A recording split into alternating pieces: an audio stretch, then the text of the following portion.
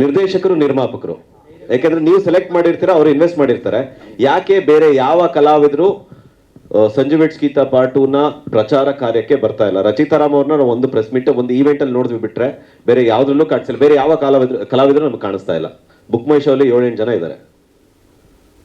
ರಚಿತಾರಾಮ್ ಅವ್ರು ಮಾಡಿದ್ದಾರೆ. ಈಗ ಅವ್ರದ್ದು ಶೂಟಿಂಗ್ ಇದೆ, ಇದರಲ್ಲಿ ಬೇರೆ ಯಾವುದೋ ಸಿನಿಮಾ ಮಾಡ್ತಾ ಇದ್ದಾರೆ, ಆ ಶೂಟಿಂಗ್ ಬಿಸಿಲಿ ಇದ್ದಾರೆ. ಸ್ಟಾರ್ಟಿಂಗ್ ಎಲ್ಲ ಬಂದಿದ್ದಾರೆ, ಎಲ್ಲ ಕಡೆ ಬಂದಿದ್ದಾರಲ್ಲ. ಎಲ್ಲಿ ಸರ್ ಕಾಣಿಸಿಲ್ಲ ನಮಗೆ? ಸ್ಟಾರ್ಟಿಂಗ್ ಲಾಂಚಿಗೆ ಬಂದಿದ್ದಾರೆ. Okay okay. ಅಲ್ಲ, ಎಲ್ಲದಕ್ಕೂ ಬಂದಿದ್ದಾರೆ. ಮಾಡಿರೋ ಇವೆಂಟಲ್ಲಿ ಒಂದೆರಡಕ್ಕೆ ಬಂದಿಲ್ಲ ಅಷ್ಟೇ. ಡೇ ಒನ್ನಿಂದ ಅಶೋಕ್ ಹೋಟ್ಲಲ್ಲಿ ಲಾಂಚ್ ದಿನ ಬಂದಿದ್ದಾರೆ. ನಾನು ಬರ್ಡೇ ಮಾಡಿದಾಗ ಒಂದು ಸಾಂಗ್ ಲಾಂಚ್ ಅವಾಗ ಬಂದಿದ್ದಾರೆ. ಎಲ್ಲ ಟೈಮ್ ಬಂದಿದ್ದಾರಲ್ಲ. ಸಿನಿಮಾಗೆ ಶ್ರೀನಗರ ಕಿಟ್ಟಿ ಅವ್ರಿಗೆ ಎಷ್ಟು ಜವಾಬ್ದಾರಿ ಇದೆ ಅಷ್ಟೇ ಜವಾಬ್ದಾರಿ ಕಲಾವಿದರಿಗೂ ಇರುತ್ತಲ್ಲ ಸರ್? ಬೇರೆ ಕಲಾವಿದರಿಗೂ ಇರುತ್ತೆ, ಯಾಕೆ ಬರ್ತಿಲ್ಲ? ಇದಕ್ಕಿಂತ ಇಂಪಾರ್ಟೆಂಟ್ ಬೇರೆ ಸಿನಿಮಾ ಶೂಟಿಂಗ್ ಆಗುತ್ತೆ. ನಮ್ದು ಈ 10ನೇ ತಾರೀಕಿಂದ ಯಾವಾಗ ಈ ಮಿಸ್ಕಮ್ಯುನಿಕೇಶನ್ ಆಯಿತು, ಅವರ ಡೇಟ್ಗಳು ಎಂಗೇಜ್ ಆಗಿರುತ್ತೆ.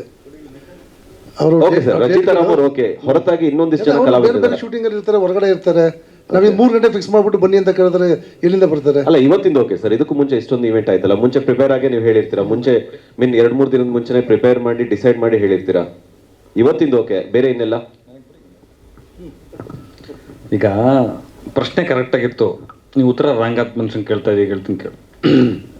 ಕಲಾವಿದರು ಮುಖಕ್ಕೆ ಬಣ್ಣ ಹಚ್ಕೋಬೇಕು, ನಾಲ್ಗೆಗಲ್ಲ. ನಾಲ್ಗೆಗೆ ಬಣ್ಣ ಹಚ್ಕೊಂಡು ಕಲಾವಿದರು ತುಂಬ ದಿನ ಬದುಕಿಲ್ಲ, ಮುಖಕ್ಕೆ ಬಣ್ಣ ಹಚ್ಕೊಂಡ್ರು ತುಂಬ ದಿನ ಇರ್ತಾರೆ ಅಂತ ತುಂಬ ದೊಡ್ಡ ಹಿರಿಯ ನಿರ್ದೇಶಕರೊಬ್ಬರು ಹೇಳೋಗಿದ್ದಾರೆ. ಆ ಮಾತನ್ನು ನಾನು ನಂಬ್ತೀನಿ. ಅವ್ರ ನಿರ್ಮಾಪಕರು ಈ ಪರಿಸ್ಥಿತಿಯಲ್ಲಿ ಅವರು ಕಲಾವಿದರ ಬಗ್ಗೆ ಮಾತಾಡೋಕ್ಕಾಗಲ್ಲ. ನಿರ್ದೇಶಕರಿಗೆ 100 ಪ್ರೆಷರ್ ಇರ್ತವೆ. ಈಗ ಅವ್ರ ತಲೆಯಲ್ಲಿ ಓಡ್ತಾ ಇದೆ ಅಗ್ರಿಮೆಂಟು, ಸೈನು, ಪೇಪರು, ಥಿಯೇಟ್ರು, ಇದೆಲ್ಲ ಓಡ್ತಾ ಇರೋವಾಗ ರೈಟ್ರಾಗಿ ಒಂದು ಉತ್ತರ ಕೊಡ್ತೀನಿ ಕೇಳಿ. ನಾನೊಂದು ಪ್ರಶ್ನೆ ಕೇಳ್ತೀನಿ. ಎಲ್ಲ ಕಲಾವಿದರಿಗೆ ಶೂಟಿಂಗ್ ಇರ್ತದೆ, ಬೇರೆ ಬೇರೆ ಕೆಲಸಗಳಿರ್ತದೆ, ಪ್ರವಾಸಗಳಿರುತ್ತೆ, ವೈಯಕ್ತಿಕ ಜೀವನ ಇರುತ್ತೆ. ಕೆಲವು ಸಲ ಪ್ರಮೋಷನ್ಗೆ ಬರೋಕ್ಕಾಗಲ್ಲ. ಎಲ್ಲ ಸಲ ನಾವು ಚೇಂಬರ್ಗೆ ಹೋಗಿ ಪ್ರೊಡ್ಯೂಸರ್ ಅಸೋಸಿಯೇಷನ್ಗೆ ಹೋಗಿ ಕಂಪ್ಲೇಂಟ್ ಕೊಡ್ತಾ ಕೂತ್ಕೊಳ್ಳೋಕ್ಕಾಗಲ್ಲ, ದೂರು ಕೊಟ್ಟು ಕರೆಸ್ತಲ್ಲಿರಲ್ಲ. ಆಮೇಲೆ ಎಲ್ಲರದ್ದು NOC ಇರುತ್ತೆ, ಎಲ್ಲರದ್ದು ಪೇಮೆಂಟ್ ಆಗಿರುತ್ತೆ. ಯಾಕೆ ಅವ್ರದ್ದೆಲ್ಲ ಸೋಷಿಯಲ್ ಮೀಡಿಯಾ ಇರಲ್ವಾ? ಅವರ ಬೆರಳುಗಳಲ್ಲಿಲ್ವಾ? ಅವರ ಮೊಬೈಲಲ್ಲಿಲ್ವಾ? ನಮ್ಮ ಸಿನಿಮಾದವ್ರನ್ನ ಸೇರಿಸಿ ಹೇಳ್ತಾ ಇರೋದು ಎಲ್ರಿಗೂ. ಅಲ್ಲಿ ಬರಿಬೋದಲ್ವಾ ಅವರು? ಅಲ್ಲಿ ಸಿನಿಮಾ ಬಗ್ಗೆ ಮಾತಾಡ್ಬೋದಲ್ವಾ? ಇದು ಅವ್ರು ತೂಗಿದ ತೊಟ್ಲಲ್ವಾ? ಅವ್ರು ಹೆತ್ತ ಮಗು ಅಲ್ವಾ? ಯಾವ್ದಾದ್ರು ತಂದೆ ತಾಯಿ ತಾನು ಹೆತ್ತು ಮಗು ಹೆಂಗೆ ಬೆಳೀತಾ ಇದೆ, ಹೆಂಗೆ ಹುಡ್ತು, ಎಷ್ಟೊತ್ತಿಗೆ ಹುಡ್ತು ಅಂತ ನೋಡಕ್ಕೆ ಬರ್ದಲ್ಲ ಇದ್ದಾರ? ಇದೇನಂತಂದರೆ ಒಂದೊಂದು ಪರಮಾವಧಿ ಅಷ್ಟೇ. ಅವ್ರವ್ರ ಮಕ್ಕಳನ್ನ ಅವ್ರು ನೋಡಕ್ಕೆ ಬರೋದಿಲ್ಲ. ಕೆಲಸ ಆಯಿತು, ಪೇಮೆಂಟ್ ತೊಗೊಂಡಿದ್ದೀವಿ, ಡಬ್ಬಿಂಗ್ ಮಾಡಿದ್ದೀವಿ. ಮೊದಲೊಂದಷ್ಟು ಜನ ನಿರ್ಮಾಪಕರು ಮಾಡೋರು. ಹಿಂದಿಂದೊಂದು ಸ್ಕೂಲ್ ಇತ್ತು, ಪ್ರಚಾರಕ್ಕೂ ಹಾಕ್ಬಿಟ್ರು ಅಗ್ರಿಮೆಂಟು. ಇಷ್ಟು ದಿನ ಬರ್ದೇವ್ರೆ, ಥಿಯೇಟ್ರಿಗೆ ಬರ್ದೇವ್ರೆ, ಪೇಮೆಂಟ್ ಕ್ಲಿಯರ್ ಆಗ್ತಿರಲಿಲ್ಲ. ಕೆಲವು ನಿರ್ಮಾಪಕರು ಏನು ಮಾಡ್ತಾರೆ ಅಂತಂದರೆ ಪೇಮೆಂಟ್ ಕೊಟ್ಬಿಟ್ಟಿರ್ತಾರೆ.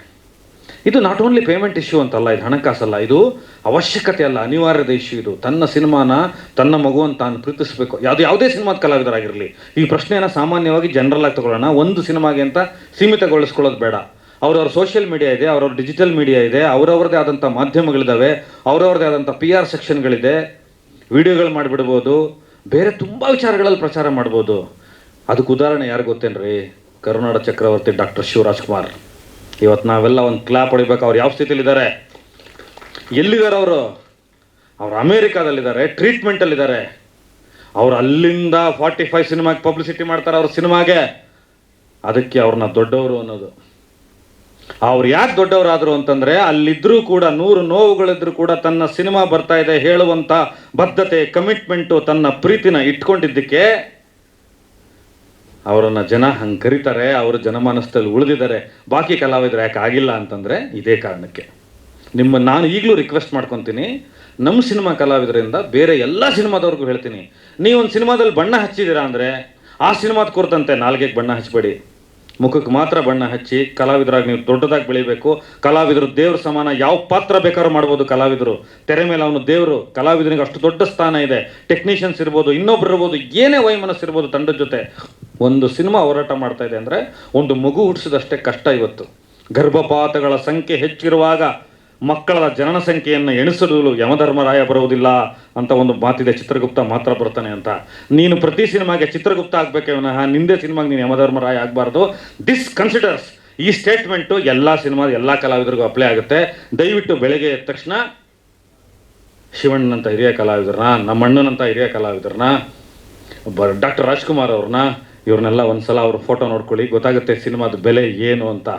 ನಾಳೆ ನೀವು ಗೆದ್ದಾಗ ಬರ್ತಿರಲ್ಲ ಸಿನಿಮಾ ಸಕ್ಸಸ್ ಪ್ರೆಸ್ ಮೀಟ್ಗೆ, ಆ ಸಕ್ಸಸ್ಸಲ್ಲಿ ಇದ್ದಂಥ ನೀನು ಆಗಿರಲಿಲ್ಲ ಅನ್ನೋದು ನಿನಗೆ ಗೊತ್ತಾಗುತ್ತೆ. UI ಎರಡೂ ಗೊತ್ತಾಗುತ್ತೆ ಅವತ್ತು. ಯಾರೋ ತೊಗೊಂಡೋದ ತೇರಿಗೆ ನೀನು ಬಂದು ಎಳೆದೇ ರಥನ ಅಂತ.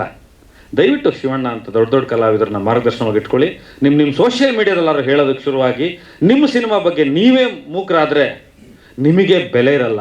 ನಾಳೆ ನಿಮಗೆ ಬಂದ್ಬಿಟ್ಟು ಆಡಿಯನ್ಸು ಆ ಸಂಜು ವೆಡ್ಸ್ ಗೀತದಲ್ಲಿ ಏನನ್ನ ಕ್ಯಾರೆಕ್ಟರ್ ಮಾಡಿದ್ರಿ ಆ ಶಿಡ್ಲಘಟ್ಟ ಎಪಿಸೋಡಲ್ಲಿ, ಇನ್ನೊಂದರಲ್ಲಿ, ಮತ್ತೊಂದರಲ್ಲಿ ಅನ್ನೋವಾಗ ನಿಮ್ಮ ಮುಖ ನೋಡಬೇಕು ನಾನು ಅಂತ ಆಸೆ ಪಡ್ತೀನಿ. ಯಾವುದೇ ಸಿನಿಮಾ ಆಗಿರಲಿ. ಆ್ಯಕ್ಚುಲಿ ಇದು ಉತ್ತರ ಸಿಕ್ಕಿದೆ ಅನ್ಕೋತೀನಿ. Thank you.